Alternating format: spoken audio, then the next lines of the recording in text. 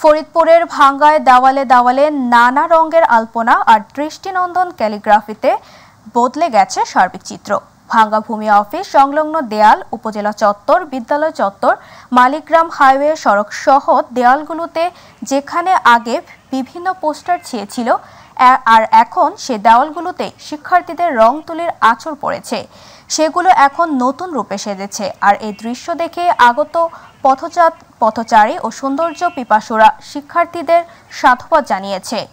মুগ্ধের পানি লাগবে পানি, আবু সাইদের প্রতিবাদী চিত্র, বলবীর বল উন্নত মমশির, আমাদের দেশের ভাগ্য আমরাই পরিবর্তন করব।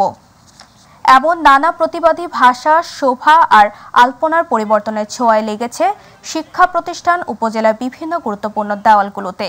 উপজেলার বিভিন্ন স্কুল, কলেজ ও মাদ্রাসার শিক্ষার্থীরা এসব কাজ করছে।